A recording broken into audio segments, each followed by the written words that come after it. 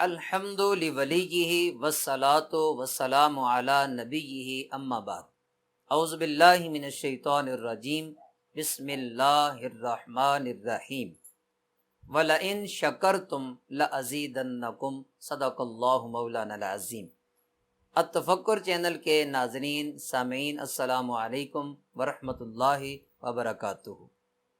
رمضان المبارک جہاں بہت ساری فضیلتیں اور عظمتیں لے کر آتا ہے، وہاں اس کا ایک درس صبر اور شکر بھی ہے۔ اس مہینے میں انسان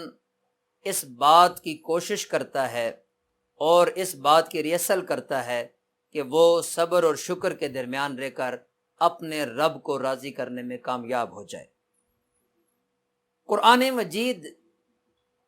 کو اگر بغور مطالعہ کیا جائے تو بہت سارے انبیاء کرام علیہم السلام اور رسولان گرامی کی زندگی ہائے مبارکہ میں یہ بات ہمیں روز روشن کی طرح نظر آتی ہے کہ انہوں نے جب اللہ کی طرف سے انعام و اکرام ان پر ہوئے تو انہوں نے اللہ کا شکر ادا کیا، اور جب کسی پر کوئی آزمائش آتی ہے، جب کسی پر کوئی امتحان آتا ہے، جب کسی کو کسی ابتلا میں مبتلا کیا جاتا ہے تو انہوں نے صبر کا مظاہرہ کیا اور اس بات کو امت پر واضح کیا، اور یہ پیغام سارے انبیاء اور مرسلین کے ساتھ ساتھ اللہ کے محبوب امام الانبیاء صلی اللہ علیہ وسلم نے پریکٹیکلی ہمیں یہ پیغام دیا اور امت کی یہ تربیت کی ہے کہ اگر مشکل حالات پیش آ جائیں، آپ پر کوئی ایسا کڑا وقت آ جائے، اس میں آپ نے صبر کرنا ہے، اور جب اللہ کی طرف سے انعام و اکرام ملتے ہیں اور اللہ کی طرف سے نعمتیں ملتی ہیں اور اللہ آپ کو کوئی عہدہ دیتا ہے، منصب دیتا ہے، مقام دیتا ہے، یا آپ کا کوئی رینک بڑھتا ہے، یا آپ کو کوئی اعلیٰ سکیل ملتا ہے، تو اللہ تعالیٰ کے پیارے محبوب صلی اللہ علیہ وآلہ وسلم کی تعلیمات کی روشنی میں اس بندے پر اللہ کا شکر ادا کرنا لازم ہو جاتا ہے۔ سامعین ذی وقار، یہ رمضان المبارک کا برکتوں والا مہینہ ہمیں اس بات کی تعلیم دیتا ہے اور اس بات کی تربیت کرتا ہے اور اس بات کی طرف ہمیں راغب کرتا ہے کہ ہم نے ہمیشہ اللہ کا شکر بھی ادا کرنا ہے اور اللہ کی بارگاہ میں صبر بھی پیش کرنا ہے۔ اور اس شکر اور صبر کرنے والے بندے کو ملتا کیا ہے؟ اللہ تعالیٰ صبر اور شکر کرنے والے بندے کو اپنی رضا عطا فرماتا ہے، اور اللہ کی رضا ہی یہ وہ عظیم تحفہ ہے، یہ وہ عظیم سرمایہ ہے، اور یہ وہ عظیم کارنامہ ہے جب کسی بندہ مومن کو اللہ اپنی رضا عطا فرما دیتا ہے تو اپنی رضا کی خاطر اللہ کریم اسے آخرت میں اپنے عرش کا سایہ عطا فرمائے گا اور اسے جنت الفردوس میں اعلیٰ مقام عطا فرمائے گا۔ ان دو مثالوں کو اگر ہم قرآن مجید برہان رشید میں دیکھیں تو واضح انبیاء کرام کی زندگیوں میں ہمیں یہ نظر آتا ہے۔ شکر کی مثال حضرت سلیمان علیہ السلام، جو اللہ کے پیغمبر ہیں، اللہ کے نبی ہیں، اللہ کے رسول ہیں۔ اللہ نے آپ کو بادشاہت عطا فرمائی، کل کائنات پہ اللہ تعالیٰ نے آپ کو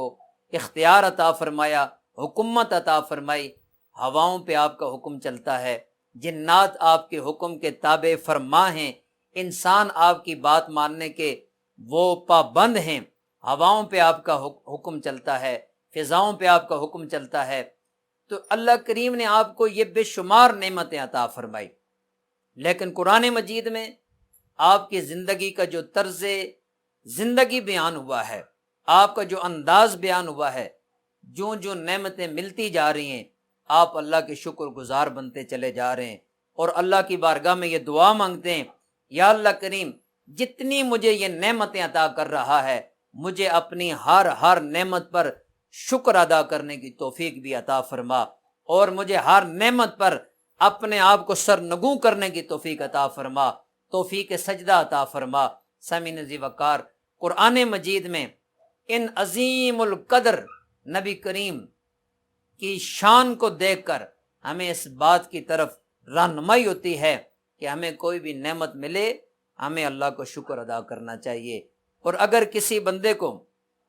نعمتوں کا فقدان ہو جاتا ہے، اس پر انعام و اکرام کی کمی آتی ہے، اور وہ سمجھتا ہے کہ مجھ پہ تنگ دستی ہے، حالات مشکل ہیں، یا میں کسی قسم کے مشکلات کا شکار ہوں، تو قرآن مجید میں اللہ کریم اپنے دوسرے پیغمبر علیہ السلام کا ذکر کر رہا ہے، جن کا نام نامی اسم گرامی حضرت ایوب علیہ السلام ہے۔ عظیم بیماری کے اندر اللہ کریم نے آپ کو مبتلا کیا، اور اس بیماری کے اندر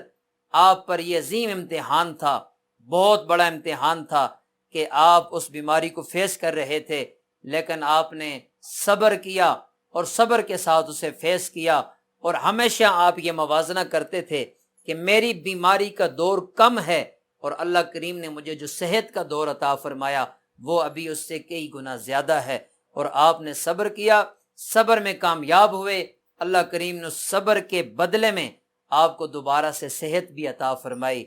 نعمتیں بھی عطا فرمائی، اور اللہ کریم نے اپنا کرم اور فضل، اور سب سے بڑی بات اللہ نے آپ کو اپنی رضا عطا فرمائی۔ تو سامعین ذی وقار، اس رمضان المبارک سے ہمیں یہ سبق لینا ہے کہ اگر اللہ کا انعام ملے تو شکر ادا کرنا ہے، اور اگر کسی چیز میں اگر ہم کمی پاتے ہیں تو ہم نے صبر کرنا ہے۔ اللہ تعالی ہمیں صبر اور شکر کی توفیق عطا فرمائے۔ وآخر دعوانا ان الحمد للہ رب العالمین۔